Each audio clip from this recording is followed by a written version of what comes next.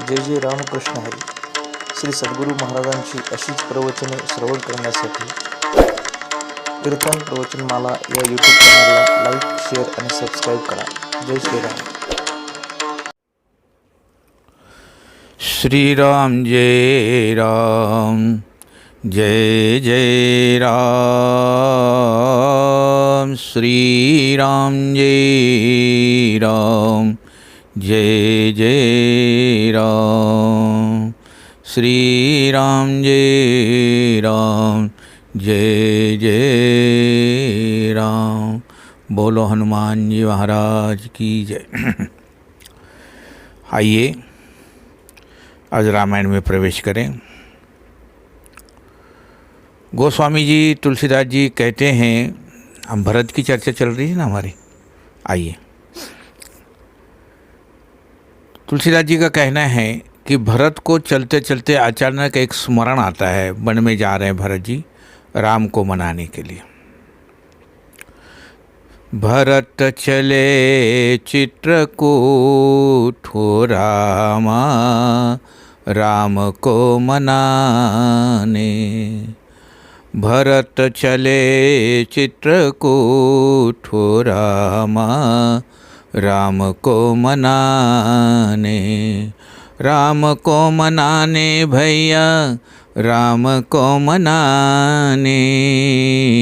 राम को मनाने भैया, राम को मनाने.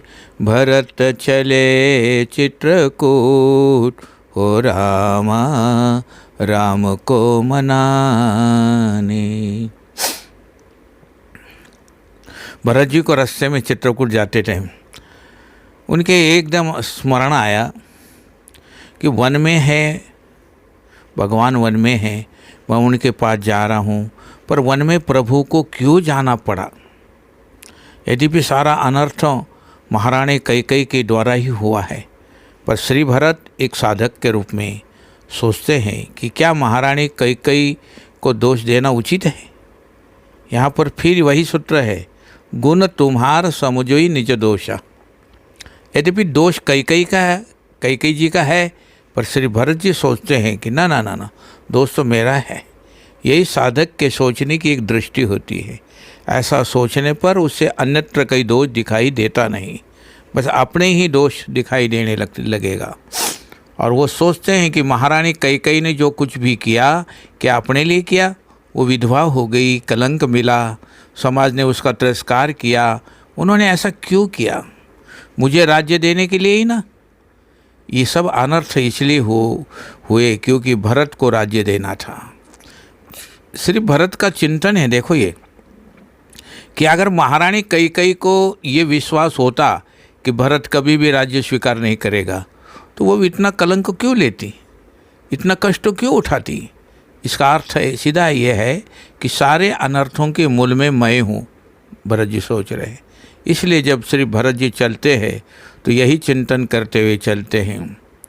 फेरत मन हो मातु कृत खोरी, चलत भगति बल धीरज धोरी. जब दोष का अन्वेषण होने लगा तो दोष कैकेयी के बाद अपने में दिखाई देने लगा. और तब ये लगने लगा भरत जी को, क्या इस तरह दोष लेकर मैं वहाँ जाऊँ राम जी के पास. इसका तात्पर्य ये है कि साधक जब अपने आप में दोषों को देखता है तो उसका साहस छूटने लगता है. अब प्रश्न ये है कि दोष दर्शन अच्छा है या बुरा. इस संदर्भ में एक प्रसिद्ध कथा आपने अवश्य सुनी होगी. वो कहा जाता है कि जब वल्लभाचार्य जी महाराज के पास सूरदास जी पहली बार गए तो सूरदास जी से वल्लभाचार्य जी ने कहा, कोई पद सुनाओ. उस समय सूरदास जी ने सुनाया, मौसम को न कुटील खलकामी, जही न दियो ताहि बिसारियो, जही तन दियो ताहि बिसारियो, ऐसा नोन हरामी. नोन कहते नमक को. सुनकर वल्लभाचार्य जी ने कहा, क्या सुर होकर ढिढिया क्या क्या कर रहे हैं? कुछ भगवान का गुण सुना। वैसी सुर का अर्थ है दृष्टिहीन होता है, पर उसका एक अर्थ वीर भी होता है। वल्लभाचार्य जी का अभिप्राय था कि अपने दोषों का ही चिंतन क्यों कर रहे हो, इसके स्थान पर तुम भगवान के गुण सुनाओ।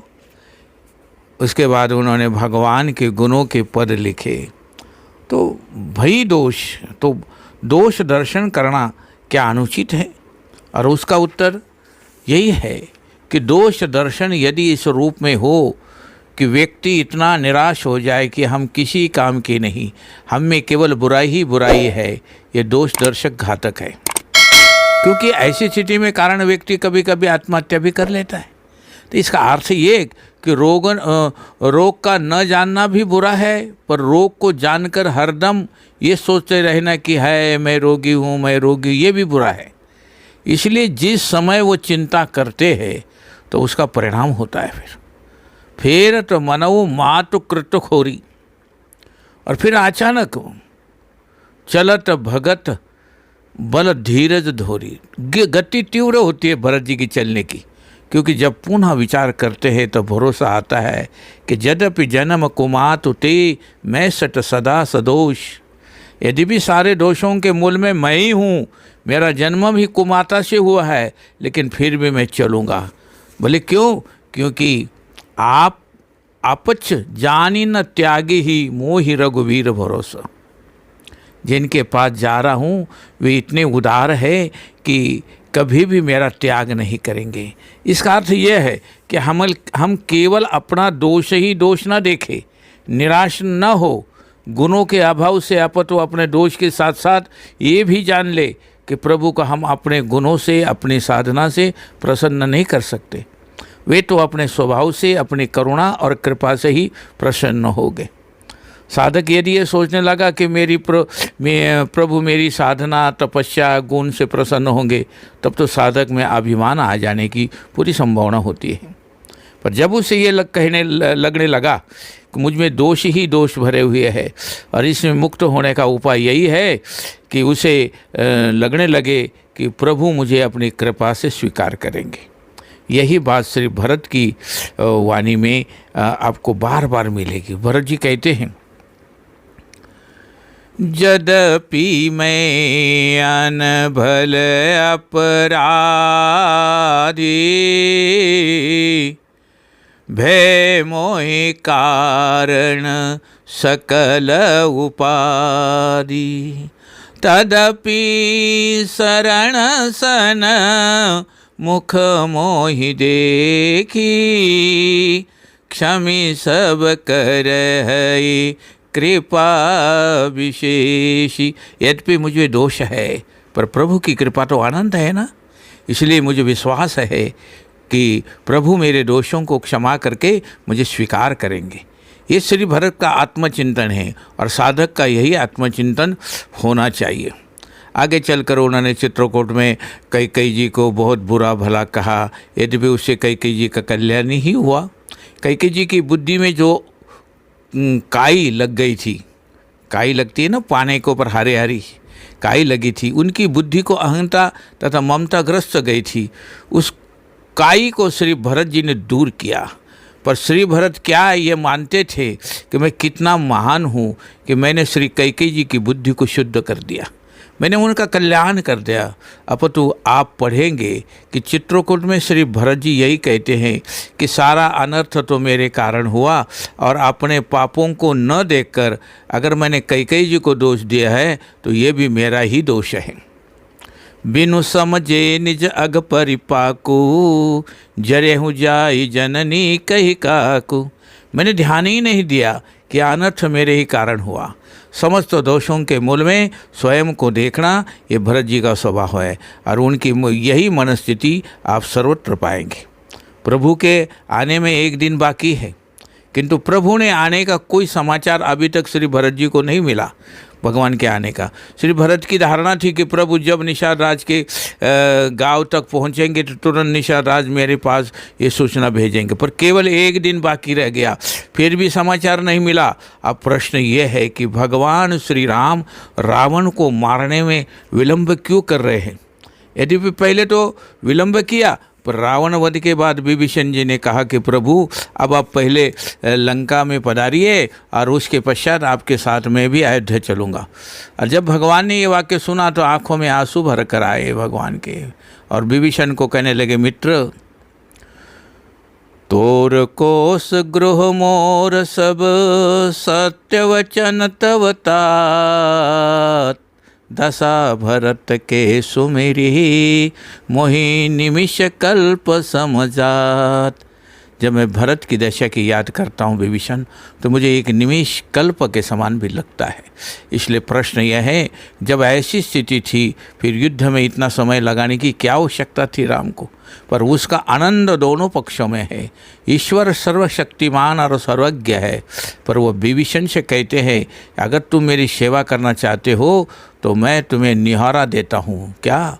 श्यामल गात शरीर कृश, जपत निरंतर मोही, देखहु बेगी सो जतन करूँ, सखा निहो रहित ही। मैं कितनी शीघ्रता से भरत को देख लूँ, तुम कुछ ऐसा उपाय करो। इसका क्या अर्थ हुआ? वस्तुतः प्रेम का अर्थ यही है कि जब प्रिय वस्तु को छोड़कर किसी और की याद ना रहे, तो भगवान को दूसरे की बात तो दूर रही, अपनी सर्वशक्तिमत्ता भी याद नहीं रही कि मैं चाहूँ तो एक क्षण मात्र में अयोध्या पहुँच सकता हूँ। यही संकेत हनुमान जी तथा श्री किशोर जी के वार्तालाप में भी था। किशोरी जी ने उल्हाना दिया था कि प्रभु सर्वशक्तिमान हैं, यदि मेरी विपत्ति जानते हैं तो उसे दूर क्यों नहीं करते। हनुमान जी ने यही कहा कि आप कह रही है कि सर्वशक्तिमान है, पर आपके वियोग में जो उनकी दशा हो गई है उसे तो मैं ही जानता हूँ। तब वियोग संभव दारुण दुख बिसरी गई महिमा स्वभान की। भगवान अपने भक्तों के वियोग में अपने स्वभाव को भी कई बार भूल जाते। श्री राम जय राम, जय जय राम, श्री राम जय राम, जय जय राम, श्री राम जय राम, जय जय राम, श्री राम जय राम, जय जय राम, श्री राम जय राम, जय जय राम।